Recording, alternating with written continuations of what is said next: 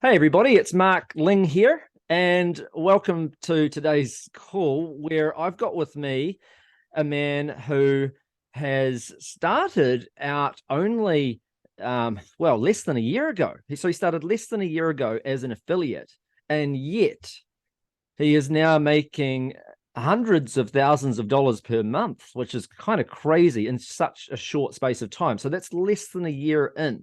Okay. And on this call, he's going to share with us what he's done, some tips that have actually worked really well for his success, and hopefully inspire all of you to take some action and have a go at affiliate marketing and just see that real people, it's real everyday people are able to do really well with this kind of these kind of methods. So without further ado, I want to introduce you guys to Brett. Welcome along, Brett. Hey, Mark. Thank you. Great to have you here, Brett. It's not often I get a fellow New Zealander to interview. It happens time to time, but it's good to have someone that's so Brett's not in the same city as me, but he's up in Wellington and I'm in Christchurch, New Zealand, in case people are wondering. And so you started out with a program that was made by another internet marketer called Robbie Blanchard. We can talk about that later in the call, but that got you started.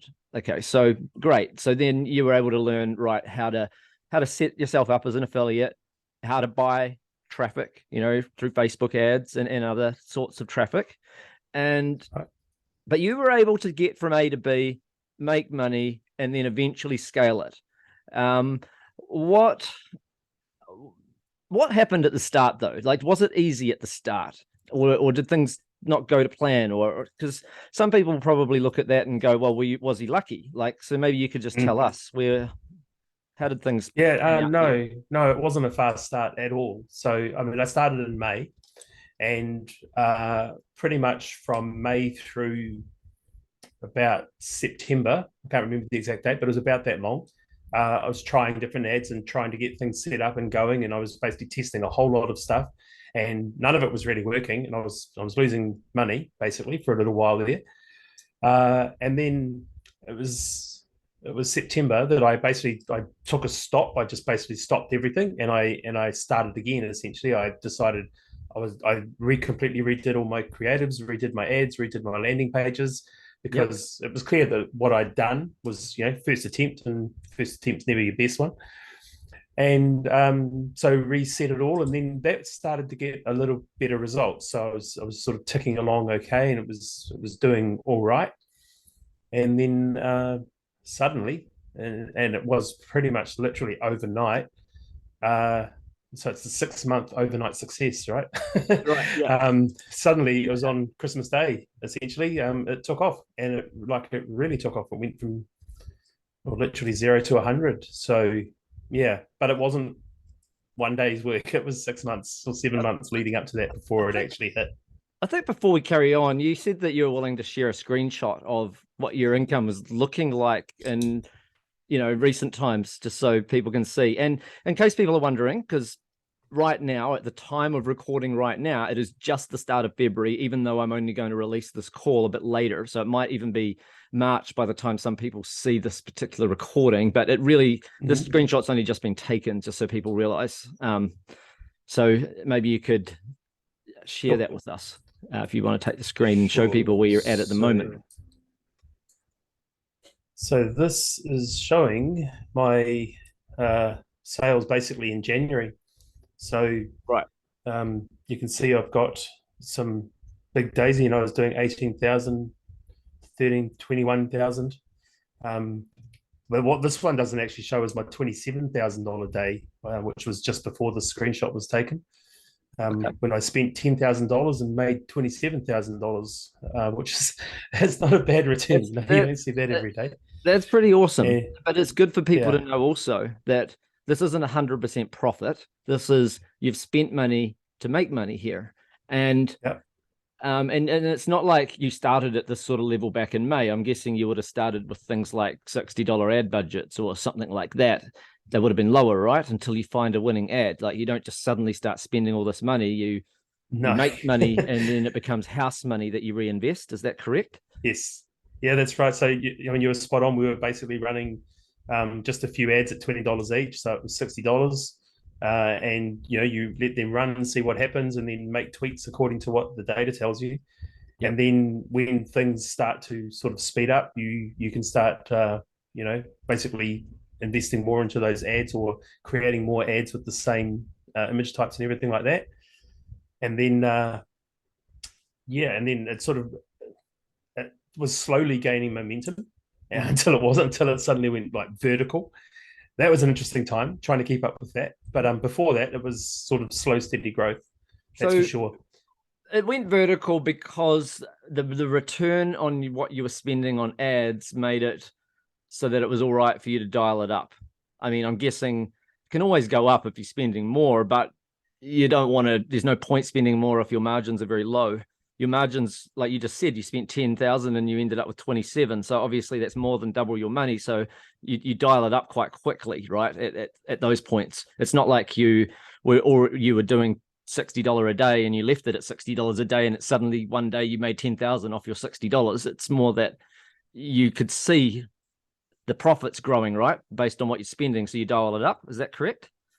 That's absolutely right. I mean, there is a system that is taught which tells you when to dial it up, when to spend more, and similarly when to scale back. When to sort of turn it all back down again. So it's a very it's a very careful system. You don't just sort of go, oh, this ad looks like it might be okay, I'll throw $5,000 at it today.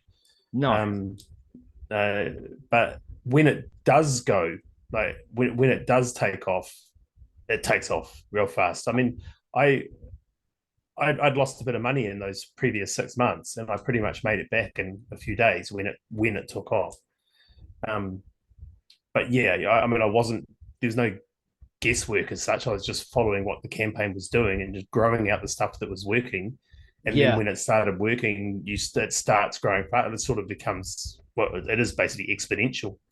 That's what some people don't get, is that the campaigns and the tests that don't work, and this is in any model, whether it's Facebook ads, Snapchat ads, TikTok ads, YouTube ads, or whether it's driving free traffic, that for every test that doesn't work, as long as you're not going overboard on the ones that don't work, the moment you find one or two that do work, they very, very quickly pay for the ones that don't work. Because if you're making double your money back and you've failed, say, 15 tests, you've spent $900, 15 tests at $60 each. You've spent $900 and you only made $400 back. So you're down $500.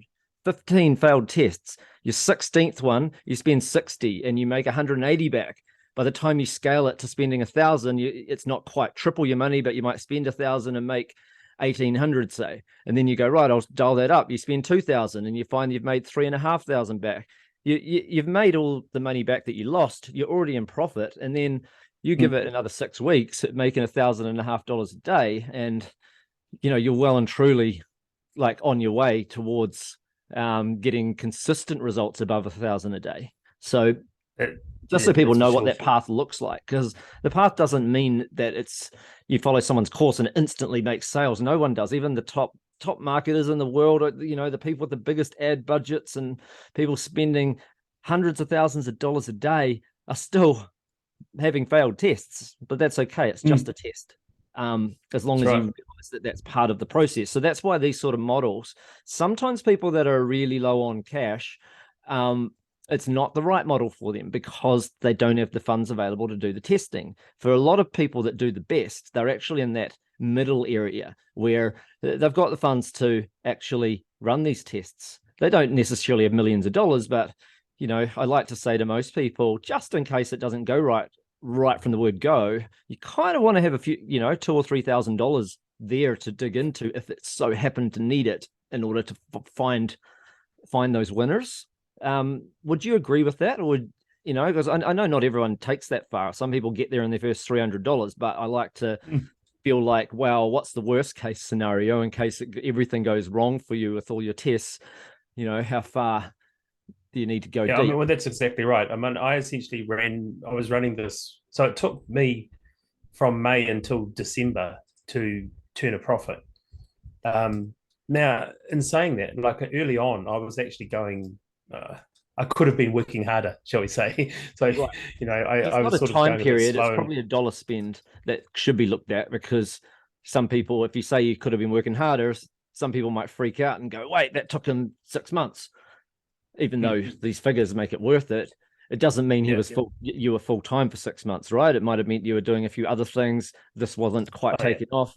And then, is that correct? Like when you weren't making money, you were still making some sales, right? You just hadn't gone to the point that it all paid for itself yet. Yeah, basically that's right. So I mean, it wasn't all completely dead. It's just that I was spending a little bit more every day than I was getting back in every day. Okay.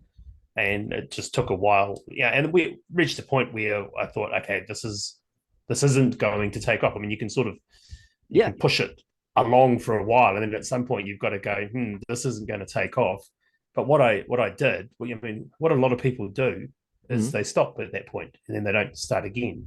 But Right. I did stop, and I took a few months off, a few weeks off advertising while I went back to the drawing board and recreated the whole funnel essentially and tried Yep. something new and then started again, That's and it. I You're took running tests. 3 or 4 weeks to do that.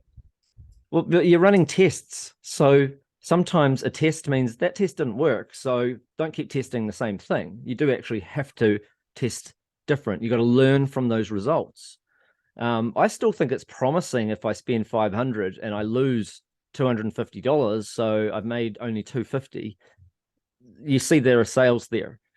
There's still a Yes. chance that that will turn profitable as long as you dial that ad in right or that landing page right. Like, you got to learn from it.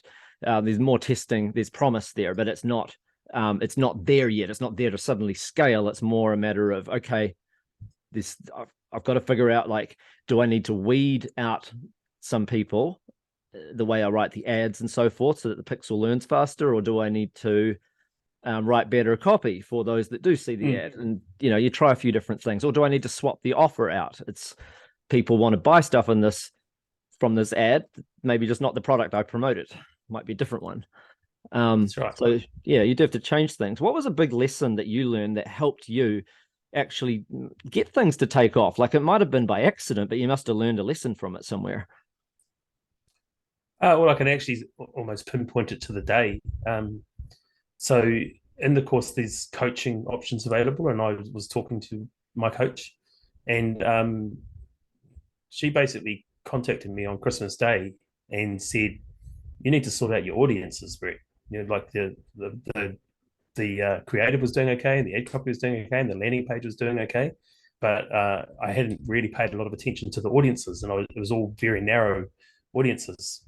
And she's like, "Now's the time to expand these audiences and start targeting a whole lot of different things." And so the lesson for me was, like, I was thinking, oh, all these numbers look really great, but there was a whole big piece of the picture that I was missing. So, there's You a were lot doing of different parts of the puzzle. so it was more the scaling side. You'd already got to a point where you were getting return on ad spend. You just hadn't spread it wide enough now. Basically, yeah, that's what was happening. And I mean, it had actually it had got to a point where I was doing a few $100s a day, and then it was starting to drop away, and it dropped away sort of several days in a row. And it's because I basically was trying to bash a very small audience over the head. Yeah, so you're going to get fatigue. If it's the same I mean, if you, as a viewer, someone watching this, have you ever seen the same ad keep showing up again and again? Sometimes that works, but it doesn't always. And it's it's not going to scale that far for the advertiser. Yes, I get that sometimes you need that repeated brand exposure, but there does come a point where you're flogging a dead horse. It's just going too far, and you need more people. And to avoid ad fatigue, you need an offer that can work with a broader audience, because that way you've always got more sources of traffic. If your audience is so well defined, then there are issues with scaling, I guess. Now, I noticed that there was a little dip there. 24th, 25th, 26th. They're not bad numbers, but did you lose money those days, or did you have to dial things down for some those specific were still reason? profitable days. Those were days that I lost an ad account. Oh, you lost an ad account, but not. Yep. Look, sales are still coming in. So did you have two things going at once, or is it more just that? I did have another ad account Ah, at that point where I was starting to grow, but also I was still getting sales, strangely enough, from ads that were on the account that had been closed down. So you sort of get sales. people buy, they come back and they buy a Yeah, couple of days later. They're still thinking about, they've got that window open. They left that open for that's 2 days. right. They still bought that product you were promoting, Yeah, or yeah. they've So there's a joined. bit of that, but there was also like a second ad account going as well. So yeah, that's what that dip is. It was Yeah. an Okay. ad account that got disabled. Okay. No, that happens too. And I think people should be Mm. aware that with some places, like not everywhere, it's as easy to lose ad accounts. It's, but certainly with you focusing heavily on Facebook, can have that issue. I mean, I've got a Yep. friend of mine that's a plumber and he lost an ad account, but then got it back on review. Some people, half the people get their ad accounts back on review is what I've seen, and half don't. And if they don't, Mm. then they have to go to other measures. And you obviously had 2 ad accounts anyway, which, to be honest, most people start with 2 anyway, the way Robbie teaches things. Yep. But, in terms of getting more ad accounts and stuff like that, do you find that sort of side of things would naturally worry you going forwards? Or are you just looking, going, this is too good, and you're kind of happy that the odd ad account shut down for some weird reason? And we're not talking breaking the rules, we're just talking an algorithm shutting an ad Mm. account down. If that happens, are you more thinking, well, that's kind of a natural filter that's stopping other people from competing with me, so I'm kind of happy that happens because that's why I'm able to do well? Or are you more thinking, oh, that's a real pain? And like, what's your attitude to that? Well, it's interesting, isn't it? It sort of changes. So when I first started, and I saw there's quite a big focus on getting set up properly so that this doesn't affect you too badly when it happens. And when I saw that, I was like, oh, I'm not so sure about this. I don't know if I want to be dealing with like losing ad accounts and everything. And then I managed to go. There was another account shut down the week before this one. So I've managed to get all the way through to January from May the previous year without having anything shut down. And then the first day it got shut down, it was like, oh no, because I only had the one running at that time, and Oh, it was a really horrible, sinky feeling. mm. But when it happened again, it's sort of like, oh, okay, I've been here before. And then the last one happened while I was on a call and I was sharing my screen, and it popped up right in the middle of the screen. It said, your account's been disabled. And I just went, oh, okay. And then we just carried on the Still conversation. annoying, So isn't it? Yeah. it sort of becomes nothing once You got you've experienced desensitized it a to it. few times. Yeah. And, It, it's, you do see some people, they get really angry about it and really frustrated, but, it's, like you said just before, it's an algorithm that's doing the shutting down. There's not a person there no, it's shutting these annoying, things but down. Facebook don't have enough human reviewers. That's right. So the human reviewers, I mean, I've seen how long they have. Some of them only have 30 seconds per ad page that they get to view, the human review. Wow. So, and 30 seconds, they don't get long enough anyway. And you couple that with the fact that a lot of the pages are reviewed simply from an algorithm. So, some people go, oh, all these people must be doing something wrong with their advertising. Well, if that's the case, then why do plumbers, doctors, lawyers, accountants, why do they lose their ad accounts? It's just a nature of their algorithm, and part of their method is, well, if someone is doing something dodgy and they lost their ad account, then they probably won't appeal, but someone that's genuine will appeal. So they can just get it back on appeal. It saves us having to review a bunch of accounts. It's a weird sort of logic, but there's that. And then couple that with the fact that sometimes a human reviewer with only 30 seconds, sometimes they have up to 3 minutes, depending on what level they are at and what level ad spend that account had already made, which makes them a higher priority if someone's got through more ad spend. There's a lot of factors, and there are factors that can protect your account. Like you said, sometimes having a lot more ad spend put through protects you, because of the fact that it takes a lot more, like say more people hitting hide on your ad or something like that, for it to flag anything in the algorithm. Whereas it could be as simple as someone just hitting, I don't want to see this ad, but it happens to be one of your first 1,000 visitors clicks that, and next thing you know, you lost your ad account that quick. It can be simple as that, but you put more ad spend through, it actually takes a lot more for something to go wrong. as well. I just don't want people to be too scared about that. It's more of a whatever filters people out from taking on a particular profitable business model is what is your friend and what makes that model viable as opposed to saturated. So that's why there are people doing like mega numbers, and a lot of the people give up before they even get close to those numbers because they don't like that. So it's not for you if you don't have a thick skin for that sort of stuff and aren't willing to learn. I think it is a genuine business though, and Facebook's not the only source of traffic anyway. I just think it is one big one, but there are many other sources anyway. So you could take your offers now that you now know are converting well, right? And you could take them to TikTok, you could take them to YouTube, you could take them elsewhere and do very well. Are you considering doing that? I'm not asking whether for tips on that side of things. Just curious. Is that not at this point? I mean, at this point, I'm still trying to sort of diversify my risk here. So I've got things in too few ad accounts at the moment, so I need to sort of spread things out. I see. Yep. So your first goal is spread across more ad accounts.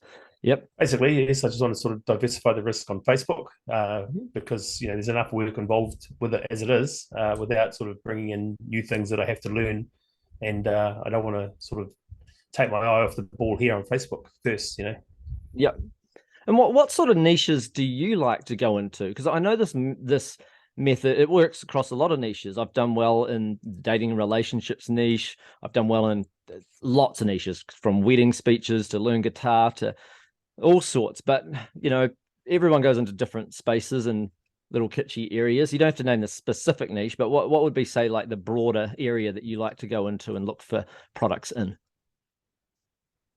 Oh, just the big ones. I mean, don't be afraid of doing the big ones. The weight loss type things. These are where there's a lot of money to be made. There's a lot of people buying those products, and initially I was sort of thinking I'd stay away from those because that's where all the competition is. But there's a reason that's where all the competition is.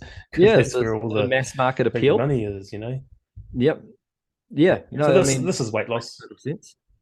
Yeah. Oh, that's great though. I mean, weight loss, if I don't know what it is, it's billions of dollars are spent on weight loss though, every day or at least every week, right? And if you happen to have 0.0001% of that, and I haven't done my math in my head, so I might have the number off slightly, but you may end up with the kind of money that you're making. You only need a tiny slither of that sea of money. And you got to ask yourself, as a person trying to do well online, is it easier to try and take a tiny slither out of this giant ocean full of fish? Say, is it easier to fish there, or is it easier to go into this little pond that's got a limited number of fish, maybe 100 fish in there, and try and fish? Is that hard? What's harder, like that, or to go into this other one that's got billions of fish and try and get some out? It's I think both have their merits, both models. Big fish in a small pond. Before this, I was doing stuff on Amazon, and I did that for 7 years. And I went the other way. I went for a very obscure niche, and it took a long time because the sales weren't there. There were people that went into supplements right at the very start of the sort of big FBA rush, and they all made gazillion dollars incredibly quickly. Well, it took me 7 years to make a small percentage of a gazillion dollars. Yeah. But, I got there in the end, but it took 7 years. I would have been better off being one of those other guys and just going straight for the jugular at the beginning. Yeah. And I feel like if you can't say, if you could take, say, 100 random people off the street and less than, say, 15 of them would actually literally be interested in your offer of any kind, of whatever kind that is, if less than 15 of them would even be even remotely interested, then it's not really mass market appeal. It's more, it could be mid-market appeal. And if less than, say, 3 would even be remotely interested, then it is a really kitschy market, because you really got to find that little tiny market, if that makes sense. They can still make good money, but it's and I don't mean they would be a buyer, 15 buyers out of 100. I just mean that you have a conversation with them about that topic and they're actually somewhat interested. That's all I mean. Well, the product I was selling on Amazon was so obscure that when I told people, they would normally go, "A what?" And that's it's not a good place to be if you're trying to sell a lot. Right. Yeah, no, I get what you're saying. Can be challenging. I've definitely done okay in those sort of kitschy niches, but then the moment you get some competition, all of a sudden it's really hard because the saturation is real in those niches. It's not that big a deal in a giant niche. It's almost very hard to get saturated. It's what is what I found. Right. Yeah. Yeah. Oh, it's really interesting. Like, and how was it for you? Like to go from obviously you did Amazon as well, and sounds like that went well for you too. So how was it for Mhm. you though to go from whatever it is you were doing before Amazon to doing well on Amazon to doing really well over here? Like what's it done for your life in recent times? Well, if I go back to the Amazon business, I ended up selling that, for an exit, which meant I basically didn't really do anything for a couple of years because I was able to, so it was a nice Oh exit, wow.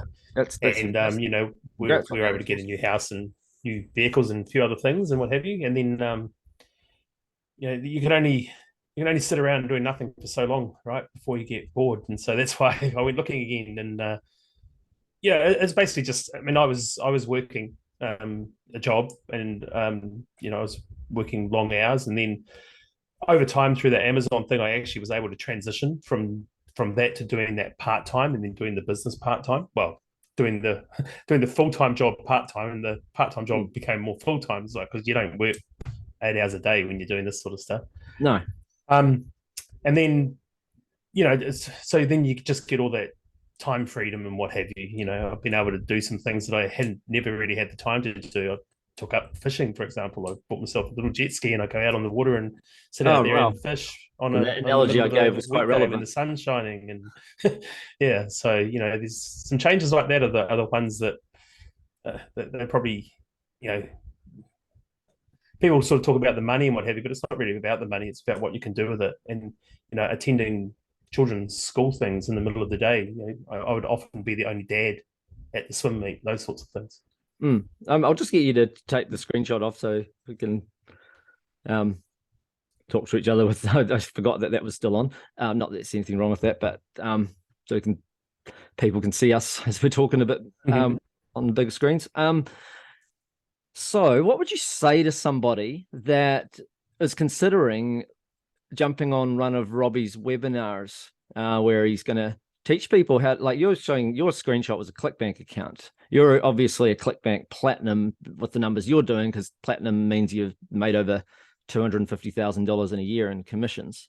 And he's teaching people how to become ClickBank Platinum, how to make over 250,000 a year in commissions. What would you say to someone that was considering jumping on a workshop where he's going to share all this stuff?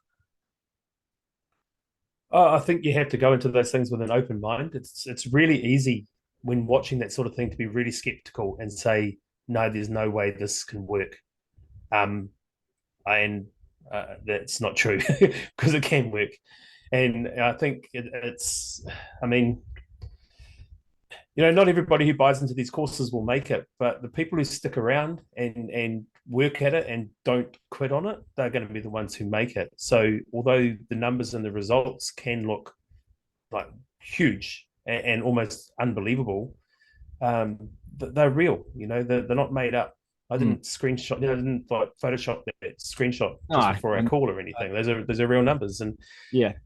there's people coming in with a healthy dose of skepticism is okay, but if you're like sort of skeptical to the point of being closed minded, then yeah, you're potentially missing out on life changing stuff, right? Right. No, absolutely. I mean, I've been an affiliate since the year 1999, and I think it's pretty crazy that some people think that this stuff's not real. If there anyone watching that might think that. Um, but I think what isn't real is that there are people and methods out there that are a lot worse than others, and as a result, you go down you follow the wrong person, then yes, their method may not be real, but the overall method of affiliate marketing, learning to drive traffic, to an offer that people will desire and pay you a commission, and learning to spend money to make money. That's it's been going on for years. There are now more profitable offers than ever before. There are the audiences and the intelligence of the various places to buy ads from is so much better. That makes it easier than it used to be. Commissions are higher than they used to be. So it's a valid model, but it's not a get rich quick scheme as you've seen. It's you persisted. You didn't give up because you weren't going so good after a couple of months in. You kept going, and that's why you got to see the results that you've seen there, Brett. And I commend you on that, because not everyone will stick around. You've done incredibly well, and I hope that that's a real inspiration for anyone watching this. Like it's not rocket science, but it does involve work. It's a business model. It is not a scheme. It's a business, and people don't just hand you the money. It's literally you've got to just learn the lessons. You've got a community that's supporting you. You've got the training. You see exactly the same process that other people follow that become millionaires. You see the exact process, but that doesn't guarantee anything until you have put the work in and you learn those lessons, and then your results start to come through. But like I say, it involves work, and I'm glad that you said that, because you haven't made it sound easy. You've painted it as it is, and I think that's quite important. Oh, I mean, absolutely. And you sort of, sometimes you watch these webinars and what have you, and they make it sound like it's going to be instant riches overnight, but that's not realistic. And Rob, I don't think I've ever heard Robbie say that, like, you will do this easy. It's nothing of this sort of magnitude is going to be that easy. No, but regular people are doing well with this that are non-techie. It's not like it's super techie or anything like that. It just involves being willing to be stubbornly persistent and follow the training, and be willing to put the time in. Don't just think like, you've joined the webinar, you've learned a bunch of stuff, and you tried it out for 2 hours, and where's the money? Like, it's got to, it's a little bit of work. It's not hard work, but it is diligent work. There is, time in. That's exactly right. You've got to persevere at it. And one other thing with Robbie's stuff, I mean, the communities that he's got is great. You see, he's got his coaches in there who are in there all the time answering questions. But then you also end up with other people who maybe have come from a background where they know some of the stuff. And there's always a lot of people in there helping out. You don't often see people ask a question that goes unanswered. So, it's one of the, I've been in quite a few of these sorts of communities, and this is one of the stronger ones that I've seen for sure. Oh, that makes a huge difference, because you're not on your own. Any of these sorts of online businesses can be quite lonely, and you're sort of plugging away at your computer, maybe after your job, late at night. And to have those sorts of communities around you, I found really important. I mean, that was one of the biggest keys to my success in the Amazon stuff, and it's been one of the biggest keys to my success in this one as well. Cool. Well, I just want to say a big thank you for being so open, honest, and candid with everything. You've been really inspirational, sharing with us, how you've gone about going from A to B and getting to making, several days there, like tens of thousands of dollars. That's amazing. I think you've done extremely well. Thank you so much for sharing everything with us. Awesome.